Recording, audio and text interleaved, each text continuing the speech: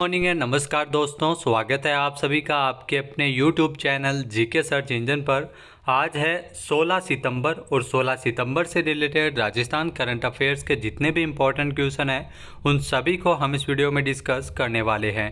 तो पूरा वीडियो बहुत ध्यान से देखना और वीडियो के एंड में मैं आपसे क्वेश्चन पूछूंगा जिसका आंसर आपको कमेंट बॉक्स में देना है। कल के वीडियो में मैंने आपसे क्वेश्चन पूछा था जो था हाल ही में जयपुर में राजस्थान अंतर्राष्ट्रीय केंद्र में बांध सुरक्षा पर एक अंतर्राष्ट्रीय सम्मेलन है वो कब आयोजित किया गया है। तो इस सम्मेलन का आयोजन 14 से लेकर 15 सितंबर तक किया गया है, यानी कि बी ऑप्शन इसका बिल्कुल सही था। जिन दोस्तों ने बी ऑप्शन कमेंट बॉक्स में सही जवाब दिया था उनको हार्दिक शुभकामनाएं। जी हाँ, जल शक्ति मंत्रालय का जल संसाधन, नदी विकास और गंगा संरक्षण विभाग के द्वारा 14 से लेकर 15 सितंबर तक जयपुर में राजस्थान अंतर्राष्ट्रीय केंद्र में बांध सुरक्षा पर एक अंतर्राष्ट्रीय सम्मेलन आयोजित किया गया था। इस सम्मेलन में विश्व के जाने माने विशेषज्ञ और अग्रणी व्यक्ति बांध सुरक्षा बढ़ाने की क्षमताओं को मजबूत करने के लिए एकत्रित हुए थे। उपराष्ट्रपति जगदीप धनखड़ है जिनके द्वारा इस अंतर्राष्ट्रीय सम्मेलन का उद्घाटन किया गया था। तो चलिए स्टार्ट करते हैं आज के करंट अफेयर्स। पहला क्वेश्चन है, राजस्थान का सबसे बड़ा कन्वेंशन सेंटर कहाँ बनाया जा रहा है। तो महत्वपूर्ण क्वेश्चन है, राजस्थान का सबसे बड़ा कन्वेंशन सेंटर है वो जोधपुर में बन रहा है, यानी कि बी ऑप्शन इसका बिल्कुल सही है। आइए जानते हैं इम्पोर्टेंट फैक्ट्स। तो जोधपुर में प्रदेश का सबसे बड़ा कन्वेंशन सेंटर बनकर तैयार हो गया है और इस कन्वेंशन सेंटर का जल्द ही सीएम अशोक गहलोत लोकार्पण करेंगे। यहाँ प्रदेश के सबसे बड़े कन्वेंशन सेंटर और ऑडिटोरियम का निर्माण है वो जोधपुर में पूरा हो चुका है, अब इसकी फिनिशिंग की जा रही है। यहाँ 40 बीघा में करीब 90 करोड़ रुपए की लागत से इसे बनाया गया है। इस कल्चरल सेंटर और ऑडिटोरियम का निर्माण जोधपुर विकास प्राधिकरण के द्वारा किया गया है। सीएम अशोक गहलोत ने साल 2021-22 के बजट में इसकी घोषणा की थी और यह सेंटर जयपुर के बिड़ला ऑडिटोरियम से भी काफ़ी बड़ा है। बिड़ला ऑडिटोरियम है जहां पर 1200 लोगों की बैठने की व्यवस्था है, वहीं नवनिर्मित जोधपुर में बने इस ऑडिटोरियम में 1541 लोग बैठ सकते हैं। इतना ही नहीं, इस ऑडिटोरियम में अंतर्राष्ट्रीय सुविधाओं के साथ ही 500 लोगों के ठहरने की व्यवस्था भी रखी गई है। नेक्स्ट है, राजस्थान में शिक्षकों के शिक्षण पर आधारित नवाचारों को दुनिया के सामने लाने के लिए माध्यमिक शिक्षा विभाग राजस्थान ने किस कार्यक्रम की शुरुआत की है।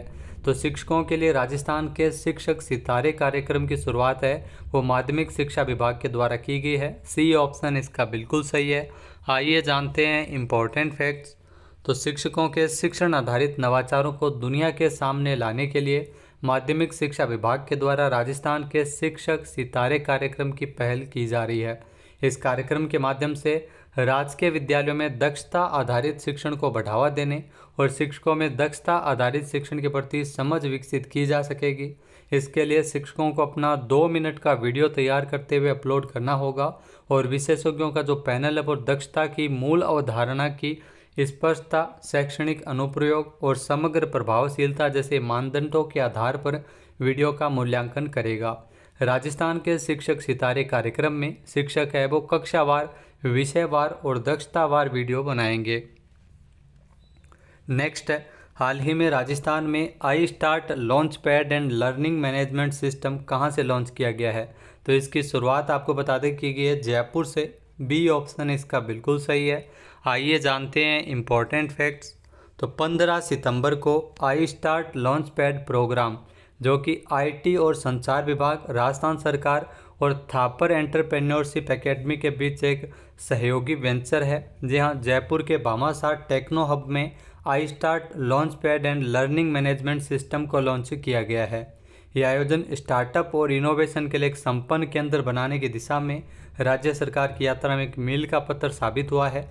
कार्यक्रम का मुख्य आकर्षण आई स्टार्ट एक्स टीईए यानी Thapar entrepreneurship academy LMS portal को भी लॉन्च किया गया था, जिसके बाद जो प्रेस की बातचीत में इंटरेक्टिव प्रश्नोत्तरी और फीडबैक सत्रों में iStart launch pad program and learning management system के गहन महत्व पर प्रकाश भी डाला गया था। नेक्स्ट है, हाल ही में ग्रीन केमिस्ट्री पर काम कर रही किस वैज्ञानिक को सोसाइटी फॉर मटेरियल्स मुंबई ने महिला वैज्ञानिक पुरस्कार 2023 के लिए चुना है। जी हाँ, प्रोफेसर अंशु डांडिया को इसके लिए चुना गया है। सी ऑप्शन इसका बिल्कुल सही है। आइए जानते हैं इम्पोर्टेंट फैक्ट्स। तो ग्रीन केमिस्ट्री पर काम कर रही प्रोफेसर अंशु डांडिया, जी हाँ, जिनको हाल ही में सोसाइटी फॉर मटेरियल्स मुंबई ने महिला वैज्ञानिक पुरस्कार 2023 के लिए चुना है, जो अक्टूबर 2023 में इनको दिया जाएगा। राजस्थान यूनिवर्सिटी में बोर्ड ऑफ स्टडीज़ की कन्वीनर रही सोलर पैनल के लिए नैनो कोटिंग बनाई, उन्होंने 90 के दशक में ग्रीन केमिस्ट्री पर अपना रिसर्च वर्क शुरू किया था। ये राजस्थान विश्वविद्यालय में ग्रीन केमिस्ट्री पर काम करने वाली पहली महिला वैज्ञानिक थी। उनके जीवन में एक समय ऐसा भी है जब उनके स्वास्थ्य कारणों के चलते व्हील चेयर पर वो आ गई थी, और लेकिन उनका काम नहीं थमा। सेवानिवृत्ति के बाद भी उन्होंने कंपनी की शुरुआत की। उनकी टीम ने लगभग 0.4 माइक्रोन की मोटाई के साथ सॉलिड स्टेट नैनो कोटिंग का निर्माण किया है, जिसका उपयोग सोलर पैनल में होता है। इस नैनो कोटिंग के उपयोग से बिजली और ऊर्जा उत्पादन में वृद्धि होती है। नेक्स्ट क्वेश्चन है, हाल ही में रेल मंत्रालय की अमृत भारत स्टेशन योजना के तहत किस नवीनतम जिले के रेलवे स्टेशन को पुनर्विकसित किया जाएगा? यहाँ नया जिला बना है फलोदी रेलवे स्टेशन, जिसे पुनर्विकसित किया जाएगा, यानी कि ए ऑप्शन इसका बिल्कुल सही है। जहाँ फलोदी अब जोधपुर से अलग होकर जिला बनाया गया है। आइए जानते हैं इम्पोर्टेंट फैक्ट्स। तो अमृत भारत योजना के तहत फलोदी रेलवे स्टेशन को पुनर्विकसित करते हुए मौजूदा सुविधाओं का विस्तार कर नई अत्याधुनिक यात्री सुविधाएं मुहैया करवाई जाएगी। 17.12 करोड़ रुपए की लागत से रेलवे स्टेशन पर अत्याधुनिक यात्री सुविधाएं विकसित होगी। रेलवे स्टेशन को विदेशी मेहमानों के लिए खास तौर से सजाया जा रहा है, जिसके लिए अमृत भारत स्टेशन योजना के तहत फलोदी रेलवे स्टेशन के पुराने भवन को ध्वस्त किया और अत्याधुनिक सुविधा संपन्न भवन का निर्माण एवं अन्य सुविधाओं का विकास कार्य शुरू किया गया है। रेल मंत्रालय की अमृत भारत स्टेशन विकास योजना, जिसमें जोधपुर मंडल के 15 प्रमुख स्टेशन को शामिल किया, जिसमें नागौर, नोखा, बाड़मेर, मेड़ता रोड, मारवाड़, भीनमाल, डीडवाना, गोटन, सुजानगढ़, जालोर, रामदेवरा, बालोतरा, रेण और फलोदी, डेगाना और देशनोक को इसमें शामिल किया गया है। नेक्स्ट क्वेश्चन है, हाल ही में कोटा में चंबल रिवर फ्रंट का 12 सितंबर को उद्घाटन हुआ। कोटा शहर का प्रचार प्रसार हेतु ब्रांड एम्बेसडर किसे बनाया गया? तो ये आपके लिए महत्वपूर्ण क्वेश्चन है। इसका ब्रांड एम्बेसडर बनाया गया दीपिका पादुकोण और रणवीर सिंह को, यानी कि सी ऑप्शन इसका बिल्कुल सही है। जहाँ बॉलीवुड कपल दीपिका पादुकोण और रणवीर सिंह को जो कोटा शहर का प्रचार प्रसार करने के लिए इनको ब्रांड एम्बेसडर बनाया गया है। आइए जानते हैं इम्पोर्टेंट फैक्ट्स। तो दुनिया के पर्यटन के नक्शे पर कोटा को लाने के लिए यूआईटी अब पर्यटन नगरी के रूप में कोटा शहर का प्रचार प्रसार करवाएगी। इसके लिए बॉलीवुड स्टार दीपिका पादुकोण और रणवीर सिंह को ब्रांड एम्बेसडर बनाया गया है।